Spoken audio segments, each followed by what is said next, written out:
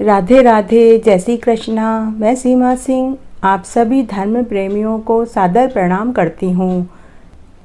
भादवा के कृष्ण पक्ष की एकादशी को अजा एकादशी कहते हैं जिसने नहीं करी एकादशी अजा उसको मिलती है सजा। इसीलिए राजा हरिश्चंद्र ने अजा एकादशी का व्रत नहीं करने की वजह से उन्हें अनेक कष्ट उठाने पड़े। इस बार भादवा मास के कृष्ण पक्ष की अजा एकादशी 3 सितंबर को मनाई जाएगी। व्रत 3 सितंबर को किया जाएगा। अजा एकादशी तिथि प्रारंभ होगी 2 सितंबर गुरुवार को सुबह 6:21 से और एकादशी तिथि समाप्त होगी 3 सितंबर शुक्रवार को सुबह 7:40 पर। व्रत का पारण समय रहेगा 4 सितंबर शनिवार को सुबह 5:30 से सुबह 8:23 तक। जो मनुष्य इस दिन भगवान की भक्ति पूर्वक पूजा करते हैं और व्रत करते हैं उनके समस्त पाप नष्ट हो जाते हैं। इस लोक और परलोक में सहायता करने वाली मात्र यही एकादशी बताई गई है। इस एकादशी का व्रत करने से अश्वमेघ यज्ञ के बराबर जितना फल मिलता है। एकादशी की पूजन विधि। एकादशी तिथि का पालन दशमी तिथि से ही करना चाहिए। व्रत वाले दिन सुबह जल्दी उठकर स्नान आदि करने के बाद साफ कपड़े धारण करें। भगवान विष्णु व माता लक्ष्मी की तस्वीर के सामने एकादशी व्रत का संकल्प लेना चाहिए। भगवान विष्णु की मूर्ति को गंगाजल से स्नान कराएं। पाटे पर पीला वस्त्र बिछाकर मूर्ति स्थापित करें। पीले चंदन का टीका लगावें। पीले वस्त्र धारण करावें। पीले फूलों की माला पहनाएं। गाय के घी का अखंड चौमुखा दीपक भगवान विष्णु की मूर्ति के सामने जलावें। धूप दीप नैवेद्य ऋतुफल अर्पित करें। पान सुपारी नारियल चढ़ावें। बिना तुलसी दल के भगवान भोग को स्वीकार नहीं करते हैं, इसलिए तुलसी दल सहित मावे की मिठाई का भोग अवश्य लगावें। भगवान विष्णु की आरती करें। दूसरे दिन ब्राह्मणों को भोजन करावें। दान दक्षिणा जरूर देवें। उसके बाद ही सोमवार करें। अजा एकादशी को करने से अश्वमेघ यज्ञ के फल के बराबर जितना फल मिलता है। अजा एकादशी की एक पौराणिक कथा इस प्रकार है। बहुत समय पहले अयोध्या में राजा हरिश्चंद्र नाम का एक राजा राज्य करते थे। उनकी पत्नी का नाम तारामती और उनके पुत्र का नाम रोहित था। राजा बड़े ही धार्मिक प्रवृत्ति के थे। वे हमेशा अपनी प्रजा के सुख दुख में भागीदारी लेते थे। राजा हरिश्चंद्र बड़े ही उदार प्रवृत्ति के थे। कोई भी मनुष्य उनके यहाँ जिस चीज की इच्छा से आता राजा उन्हें खाली नहीं लौटाते थे। इसलिए राजा हरिश्चंद्र की उदारता सत्यवादिता की ख्याति दूर दूर तक फैली हुई थी। एक दिन ऋषि विश्वामित्र उनके दरबार में आए। राजा हरिश्चंद्र ने जब विश्वामित्र को अपने दरबार में देखा तो उठकर उनको प्रणाम किया। ऋषि विश्वामित्र को देखते ही राजा हरिश्चंद्र ने कहा कि हे महात्मन, आपका मेरे दरबार में आने का क्या प्रयोजन है? आपने अपनी सेवा के लिए मुझ दास को बुला लिया होता, मैं आपकी सेवा के लिए खुद उपस्थित हो जाता। तब ऋषि विश्वामित्र ने कहा कि हे महाराज, कुआं प्यासे के पास जाता है, प्यासा कुएं के पास नहीं आता है। अतः हे राजन, मैंने सुना है कि आपके पास कोई चीज मांगने आए तो आप उसे खाली नहीं लौटाते हैं। क्या आप मेरी इच्छा पूरी कर पाएंगे? क्या आप मेरे लिए बलिदान दे पाएंगे? राजा ने कहा कि हे महात्मन, आप आदेश दीजिए। आपकी जो इच्छा होगी वो मैं अवश्य पूरी करूँगा। तब विश्वामित्र ने कहा, कि हे राजन, मैं अश्वमेध यज्ञ का आयोजन कर रहा हूँ, उसके लिए मुझे धन की आवश्यकता है। तब राजा हरिश्चंद्र ने कहा कि हे महात्मन, आप मुझे बताइए मैं कितनी स्वर्ण मुद्राएं आपकी सेवा के लिए उपस्थित करूं।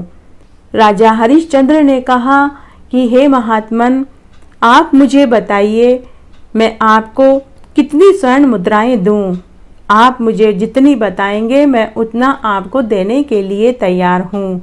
तब ऋषि विश्वामित्र ने कहा कि हे राजन, तुम एक बार पहले सोच लो, क्योंकि अगर जो मैंने कहा अगर तुमने उसे नहीं दिया तो मैं तुम्हें शाप दे दूंगा। राजा ने कहा कि हे महात्मन, मैं आपकी सभी इच्छा पूरी करने के लिए तत्पर हूँ। आप कहेंगे तो मैं अपना शरीर भी त्याग सकता हूँ। तब विश्वामित्र ने कहा कि हे राजन, तुम अपना राज्य मुझे दे दो और साथ ही अपनी चतुर्गनी सेना, राजकोष और सारा मंत्रिमंडल सब तुम त्याग कर यहाँ से महल से दूर चले जाओ। राजा हरिश्चंद्र ने कहा कि हे महात्मन, मैं आज ही अपनी पत्नी और पुत्र को लेकर यह राज्य छोड़कर चला जाऊंगा। परंतु विश्वामित्र फिर भी संतुष्ट नहीं हुए। उन्होंने कहा कि हे राजन, दान के साथ में दक्षिणा भी देनी चाहिए। बिना दक्षिणा के किया हुआ दान व्यर्थ चला जाता है। तब राजा हरिश्चंद्र ने कहा कि हे महात्मन, अब मेरे पास मेरी पत्नी और पुत्र के सिवा आपको देने के लिए कुछ नहीं बचा।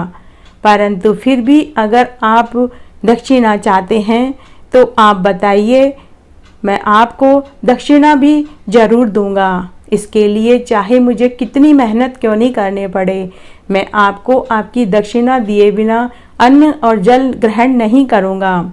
ऋषि विश्वामित्र ने कहा कि हे राजन, अपने भार का आधा भार सोना मुझे दीजिए। राजा हरिश्चंद्र ने कहा कि हे महात्मन, आप मुझे इसके लिए कुछ समय दीजिए। मैं आपको आपका बताया हुआ धन देने के लिए तैयार हूँ। विश्वामित्र ने उन्हें 1 महीने का समय दिया। शमशान के चौकीदार को बेच दिया और उससे जो धन मिला वो उन्होंने विश्वामित्र को दे दिया। इस तरह समय व्यतीत होने लगा। रानी तारामती और उनका पुत्र ब्राह्मण के घर सेवा करने लगे। एक दिन जब रोहित बगीचे में खेल रहा था तब उसे एक सर्प डस लेता है, जिससे रोहित की मृत्यु हो जाती है।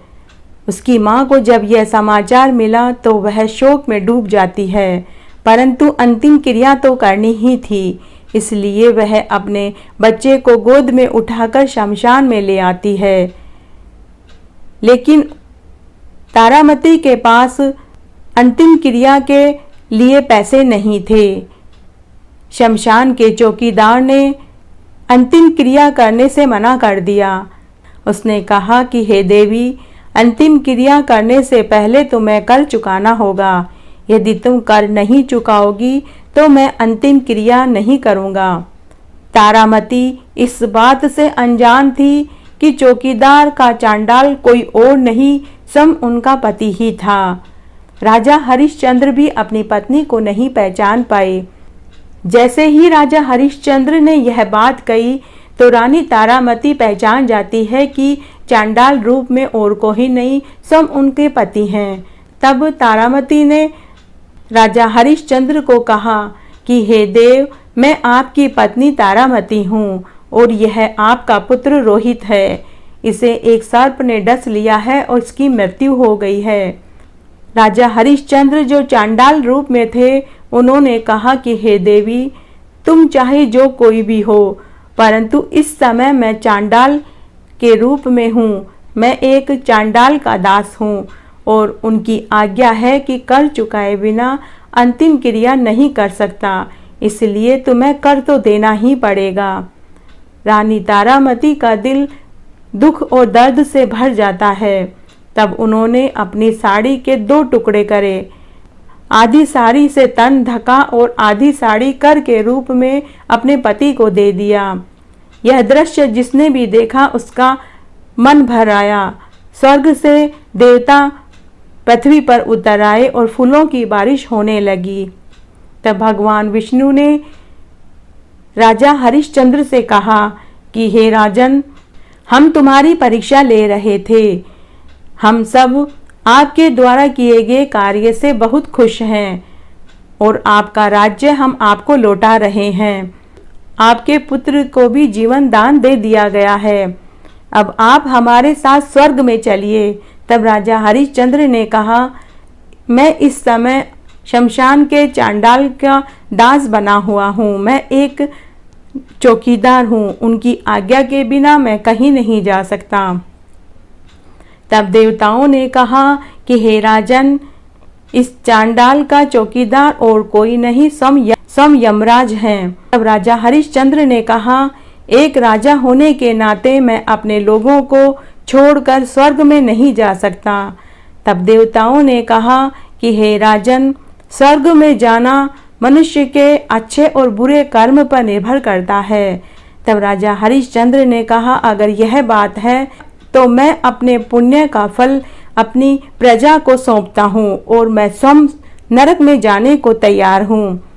उस समय सभी देवतागण राजा हरिश्चंद्र के आचरण से बहुत प्रसन्न हुए और उन्होंने राजा हरिश्चंद्र को ढेरों आशीषें दिए और उन्होंने वरदान दिया कि आपकी प्रजा की जब भी मृत्यु होगी तो वो सीधे स्वर्ग में ही जाएंगे, परंतु इससे पहले आपको अजा एकादशी का व्रत अपनी पूरी प्रजा और अपनी पत्नी और पुत्र के साथ करना होगा।